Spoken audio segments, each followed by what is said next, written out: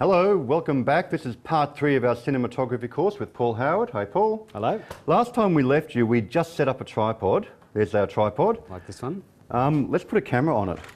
Now, here at CIFA we've got a Sony F3 camera, which is all fully rigged out. Put that on there if you could and take us through it. Well, this is, as Phil was saying, so Sony F3, get a little matte box on it, follow focus unit. Hang on, slow down. Where's the follow focus? What's that?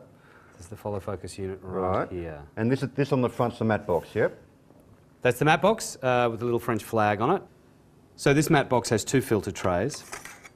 Okay, what are they for? Well, you can put a whole different sorts of filters in there, and they rotate as well. And the ability to rotate means that you can put a polarizer in there. Which is one type of filter, Which is one type of filter that we would use, that you could use. This particular camera has an inbuilt ND, but if you were using one-stop NDs like ND3, 6 or 9, you'd pop them in there. There's a whole bunch of filters you could use. Basically, the point of it is this stops the light, unwanted light, from going down the lens. And if you don't, and you avoid lens flares with that kind of thing. You can avoid lens flares with that as well. So on here we have a 35mm prime lens, and to keep that in focus. Now, sorry, what's a prime lens? A prime lens is a fixed focal length lens, as opposed to a zoom lens, which is multiple lenses, which you can change in shot to magnify an image, so you can zoom in or zoom out. But with a prime lens, you've just got one fixed focal length, and you learn a lot more about perspective that way, just using that. For those of you who've used DSLRs, you'd be right across that. But we'll talk more about lenses a little bit later in a later tutorial. Okay. So to keep that in focus, we've got a focus wheel on the side there, which you can mark up so that when you're doing focus pulls, you know where to pull the focus. So we've got some, like there's a red and some black marks on there. You just line them up with that black bit there. With the witness mark at the top there, yeah. And that keeps it in focus. This particular camera has a Super 35 chip in it, so it has a shallower depth of field, and we'll talk about depth of field a bit later on.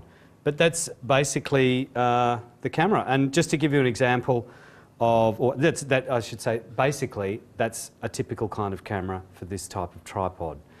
When we were talking before about counterbalancing and drag and that sort of thing, you can see with a camera on it, it's relatively, it's very important to have that counterbalance set. If we're set at 2, the camera will not quite come back to centre, okay? What it does do is if the camera is overbalancing, it won't go all the way. If you turn your counterbalance up to 4 with this particular camera, it'll bounce away like crazy. It's got no tension on it, so it's just going to be able to do that. But if you're trying to tilt from, say, looking down to looking up, you'll be fighting against that because that counterbalance is really strong. That spring in there is really, really pulling it tight. So for a camera like this, you might be able to go to 3. Once you tighten up the tilt a little bit, put a bit of tension on that, on both the pan and the tilt, lovely. And the camera's not going to overbalance. It'll always pretty much come back to centre. Okay. And every camera's a bit different, depending on the weight of the lens, whatever's on the front of it. Yeah. If you've got hard drives or other monitoring things on the back of it, all that kind of stuff. Whatever, that's right. Yeah. All the attachments that might go on a modern camera. Extra monitors, all sorts, yeah, depending on the sort of camera.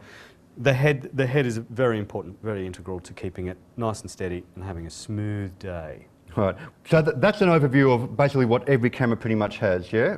In generally speaking. Yeah, generally speaking. There are slight variations on that. Some bigger bits and some have smaller bits. We'll get more into what those bits are next time around. Thanks very much, Paul. Thank you, Phil. See you at the next tutorial.